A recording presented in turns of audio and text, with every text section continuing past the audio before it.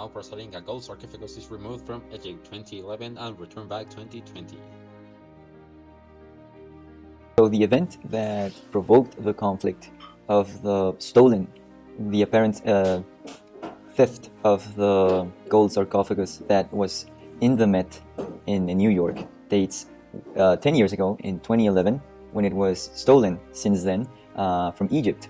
And from that year to 2017, that golden sarcophagus was being handed in from private art collection to private art collection until it ended up with this art collector in France called Christophe Kounniki, and he is the one who sold the gold sarcophagus to the Met in 2017. And during 2017 to 2018, the golden sarcophagus is being exhibited at the Met with around 70 artworks that refer to artistic and cultural context and historical context of the golden sarcophagus until in 2019 it was discovered that it was actually stolen, and it went through all these legal processes to be returned back to Egypt, where it is right now, to this day.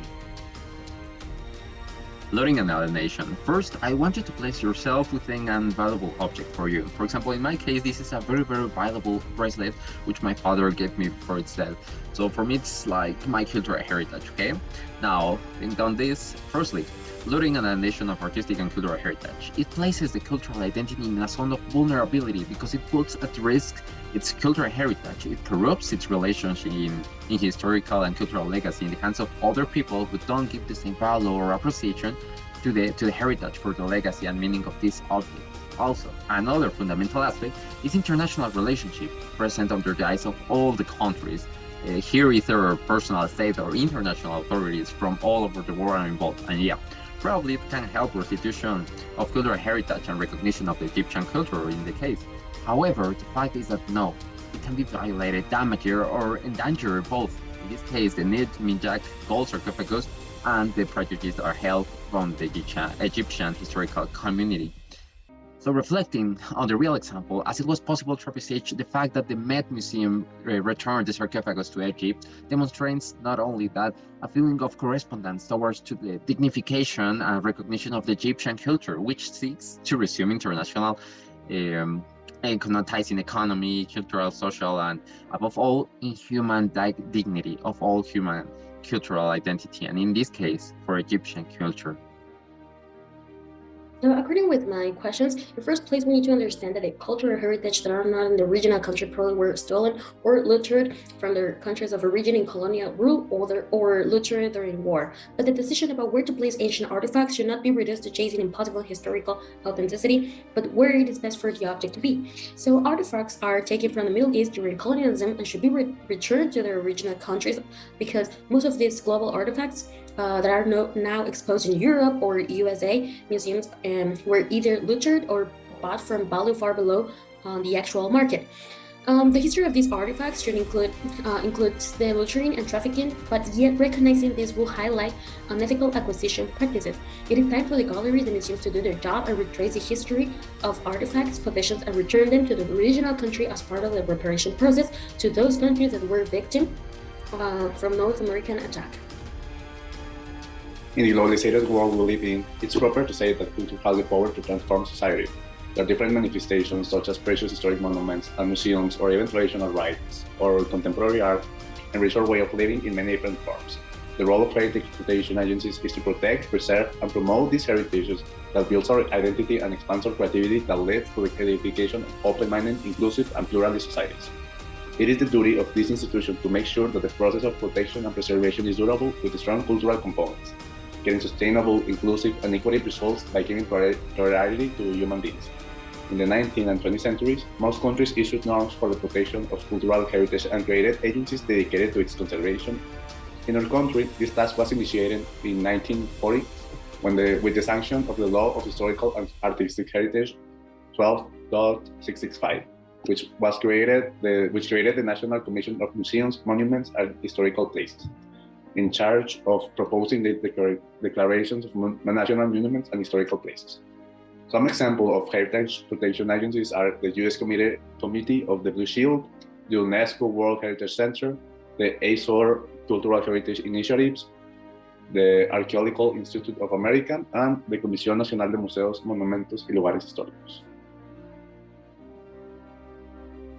The very fact that the gold sarcophagus in its history was originally stolen, that's a negative cultural act of cultural appropriation, since the golden sarcophagus, an important piece for the people of Egypt, which is removed without their consent, which is stolen and taken away from the place, it weakens the sense of belonging that it has. However, until it reaches New York at the Met and the museum, and it's exhibited with all these other artworks that give their cultural context, their history, and it's exhibited as the main and as the most attractive attraction of the museum, there is a positive multicultural activity, since it recovers and it gives the respect and the dignity that it deserves, and the one that was lost throughout that theft and all those exhibitions at private art collections in very disrespectful ways.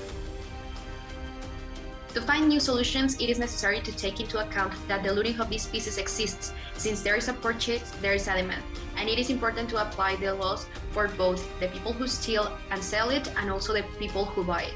We have seen that different organizations can make it possible to protect the cultural heritage as well as the conservation.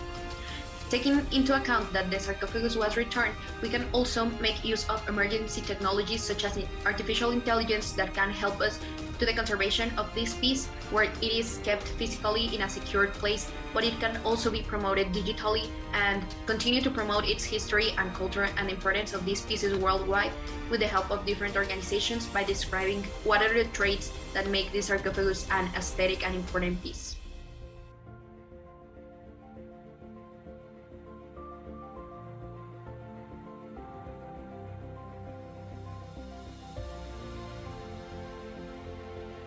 In reflection, to conclude this case study, is that the theft of the golden sarcophagus ended up in a meeting of cultures, in a meeting of governments, to discuss once again how these illegal thefts and how they take away these belongings affect and make still relevant how post-colonialism takes over marginated and minorities of civilizations and communities and cultures. So, in my personal opinion and reflection, I think that the cultural heritage that are now exposed in other countries should be returned to the original country, because this reminds us society and humanity from the looting and war, and it is important for educational system to teach how to preserve cultural heritage capacities. So I think that the question here is where these cultural heritage objects can culturally and socially be more beneficial. To sum up with, I think that yes, some collections should be returned to their original countries, but some communities of low resources as in Africa or Oceania should have access to their own cultural heritage, but also to the. I'm Angel, and I would like to say as a reflection that I think it is our duty as humans to surpass these challenges and to be able to come back from them, to prove our ability and strength as a society, and that we're able to stay united after all these crimes that have been committed against humanity. It is not proper to depend on institutions to protect and solve everything for us. It is our responsibility to involve and protect what belongs to us and our past. Since it's everything we're now, it is our identity as human beings. Thank you. First of all, we can observe how through art it is possible to remember who we are, who we were, and in the future, part of the history that makes us up. Also, when we sell and buy pieces that have been looted, the identity of a place or community is lost. Its history and part of the meaning it has, it's also lost. At the same time, part of what builds an identity in a social context is lost. This is why we must understand the importance of cultural heritage and as the works of art, sculptures, artifacts, and monuments that are so important that if they are damaged, a huge part of the history is lost, because they represent part of the culture, and many sculptors such as the sarcophagus represent their people, history, and the context of a place, but also they become part of the world history. So we can also use emerging technologies to promote art, history, and culture of every place in the world to keep the conservation of these cultures. As my final reflection, this semester changed completely my perspective on what cultural heritage represents to an entire community. It's literally all we are, we were, and will be. So I think all these situations, laws, perspective, requirements involved in both personal and international assets must continue to be worked on. So I'll pass my learning to within my scope to keep cultural heritage and humanity united and supportive, just as it should be. Thank you very much.